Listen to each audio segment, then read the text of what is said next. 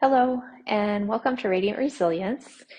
In this video, I'm going to show you something that's really quick that can release some tightness or discomfort in the low back.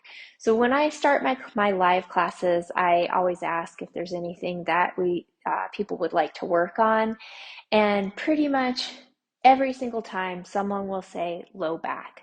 So this is a really quick, easy way to do a little release work that might bring a little more comfort into your back. So what we're going to be doing is from the front of our body, massaging two muscles. Sometimes they're referred to as the same muscle.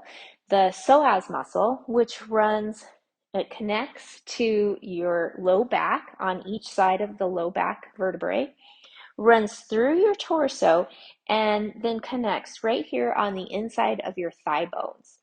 And then the iliacus, which kind of uh, hugs the inside of your pelvic bowl, inside your hip bones. And then it merges with the psoas to connect at the thigh bones in the same spot. So from the front of our body, we're going to be doing a little massage here.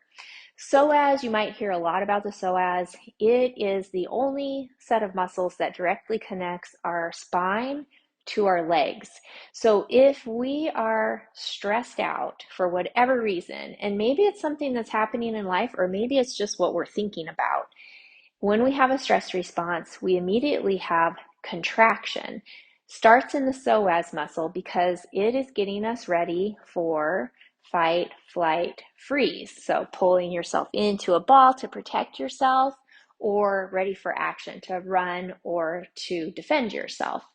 So even if it's just you get cut off in traffic and you feel stressed out, that muscle, it doesn't discern whether it's a real threat like a tiger chasing you or just an inconvenience. When you have a stress response, that muscle will contract to get you ready for whatever it needs to happen. Problem is, in our society, we tend to kind of move through our day in a stress response, and humans are really good at getting ourselves amped up, but we have a hard time bringing ourselves back down to our baseline. So if you're having low back discomfort or tightness, chances are your psoas might be kind of in a continually contracted state. So this is the way we're going to do this. We're going to lay on our tummy and have our fists. I'm going to come up a little higher. So you're going to find those pokey hip bones, the things that everybody thinks of as your pokey hip bones or your headlights. So you're going to find just inside of those two bones. You don't want to go all the way center because you want to be just inside the lip of the pelvic bowl, just inside those pokey hip bones. So you're going to lay on your fists just like this. All right. So I'm going to come down and do the same thing. Come down to your belly. And then just rock your hips. You're going to bring your hands palms up, make your fists. Rock your hips to bring the fists inside of your hip bones. Forehead is going to rest on the mat. And then just see how that feels. If this feels intense, you'll just stay right here, just like this.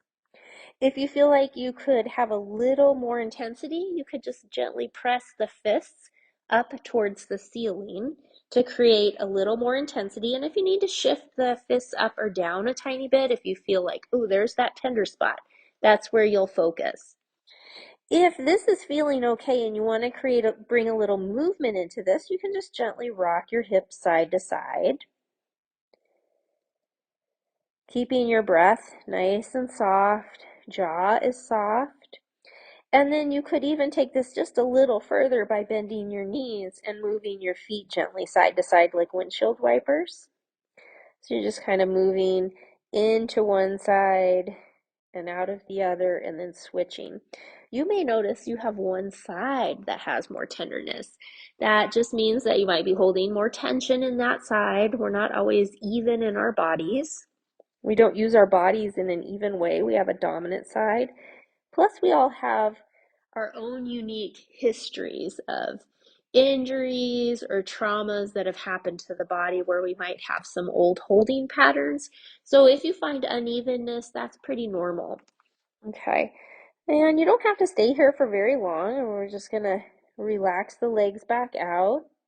Take a great big sigh.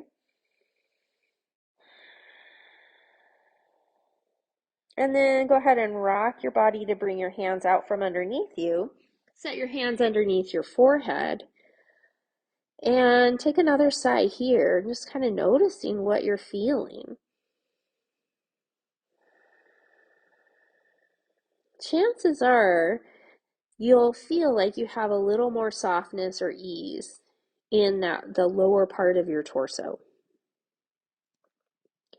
And then to come out of this, you're going to go slow and try to stay really even, hands underneath the shoulders. Gently press yourself up, keeping your hips as even as possible. And maybe do a little cat-cow here. And it doesn't have to be your maximum range. You're just going to keep everything nice and soft. And when you feel ready, you can ease yourself back into either a puppy pose if your hips don't go all the way back easily, or you could go into a child's pose. And if it's more comfortable, you might even go with a wide knee child's pose and come into that, whichever position feels best for you, and move through another sigh.